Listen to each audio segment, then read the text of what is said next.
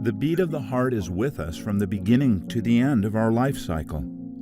And yet, most of us have been introduced to their heart as just a 10-ounce muscle that pumps our blood and maintains its circulation until we die.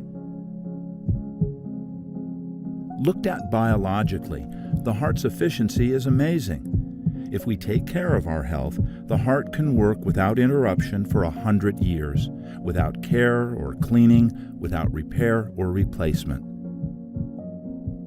But for everyone, too, the heart has another dimension, much more profound. We find this in popular expressions such as listen to your heart, follow your heart, put your heart into it, amongst many more. These expressions of heart resonate within all of us, whatever your age, religion, ethnicity, or education. Actually, those expressions can be found in most languages and even in most ancient cultures. Over thousands of years, ancient cultures across the planet, Mesopotamians, Egyptians, Babylonians, Chinese, and Greeks, shared a similar belief and knowledge about the heart as a source of intelligence and inner guidance. They perceived that the heart is capable of influencing and directing one's emotions, morality, and decision-making ability. Modern science is showing us that what has been said for thousands of years is true. We now know the physical heart is an information processing center in the body, sending important signals to the brain and the rest of the body. It has a complex nervous system called the heart brain that talks to your head brain. It produces a powerful electromagnetic field that is imprinted by your emotions. Our heart influences everything from the way we feel to the way we interact with others, our brain function, and our health. Yes, your heart at a biological level is talking. The question is, are we listening? The heart's intelligence is not just physical. It encompasses some of the highest qualities we have as humans.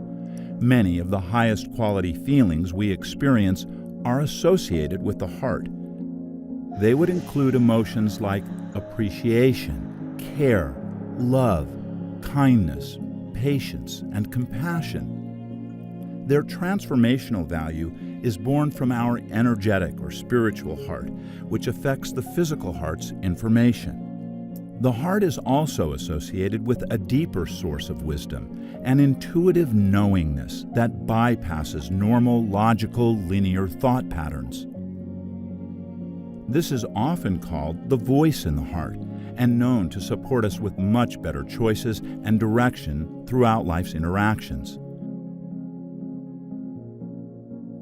Our heart's intuition is the voice of our true, authentic self. When we're in connection with that part of ourselves, that's when we're able to move beyond our limitations and accomplish things that can surprise us. Qualities of the heart are usually talked about in terms of the emotions that we feel. Love and care and compassion, appreciation, those type of emotional qualities are often associated with heart. But also there are others, like our nobility, dignity, honor, courage, kindness, patience. All those are what I call the qualities of the heart. And when we manifest those qualities in daily life, life treats us differently. It feeds back to us differently. And we put out those kind of qualities in our daily interactions, life is generally going to reward us in a completely different way. To me, the most powerful quality of the heart is love itself. So if you could see an entire rainbow, and love is all the colors of that rainbow, you could break down every quality of the heart inside the color spectrum of that, whether it's care, compassion, really powerful one, because that helps not only you liberate yourself from the stress, and it helps healing, but it helps others and lifts them. We can take charge of how we feel more than we may think. And so learning to connect with these heart qualities, activate them, nurture them, actually send different signals from the heart to the brain that change how we perceive and give us more ability to choose how we respond to situations that are best for ourselves and others. Quality of the emotions we experience, things like compassion, appreciation, or gratitude, just feeling good, that the heart sends a very different type of signal to the brain than when we're feeling stressed or things like impatient or frustrated, anxious, these types of things. When we're working with the military and things like courage, dignity, honor, those are core heart qualities that help lift them. When I'm working with healthcare, compassion, care, kindness, those are heart qualities that equally lift one's nature. But you just have to be honest with what's meaningful to you. So now we're starting to have a scientific understanding that these higher quality emotions that people have always associated with the heart really do affect the way the heart beats and the quality of the neural signals being sent to the brain, which it then interprets. And so I think it's important to understand that, heart is about a lot of things. Certainly it's about intuition. Certainly it's about the physical heart. But it's also about these amazing heart qualities that lend themselves to providing the richness and fulfillment that we all deserve.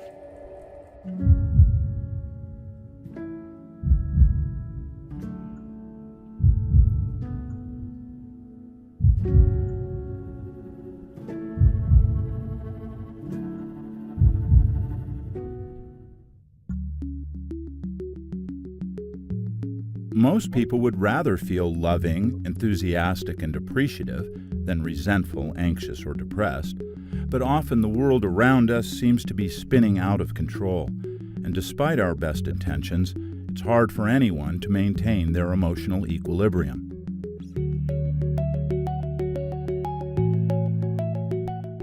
Unfortunately, without our heart qualities being activated, life can become a much darker place. It doesn't have to be this way.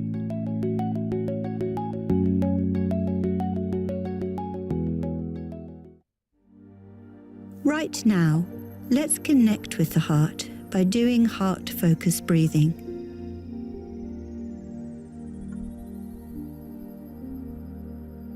Focus your attention in the area of the heart. Imagine your breath is flowing in and out of your heart or chest area, breathing a little slower and deeper than usual.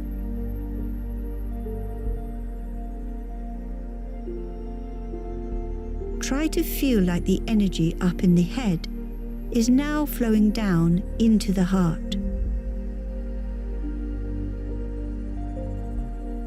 Keep your focus there and breathe deeply and slowly in a casual, steady rhythm that feels comfortable to you.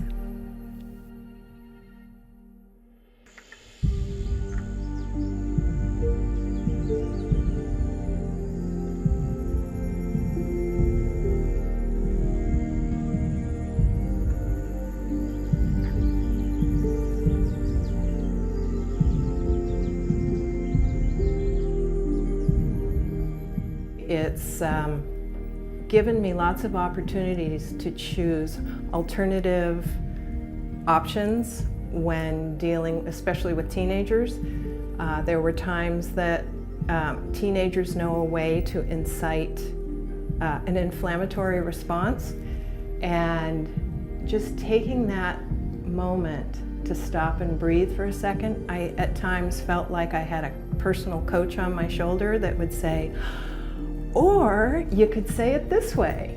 And that was quite amazing to be able to not respond in what my children expected, but to give them an example of how to react and respond from care rather than the typical hysterical parent.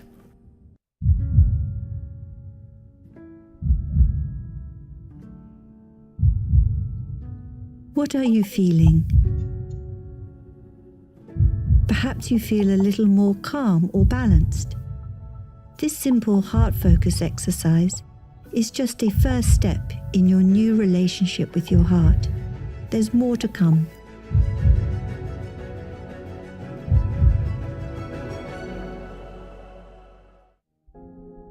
You now know more about your heart's intelligence, and you have experienced heart-focused breathing.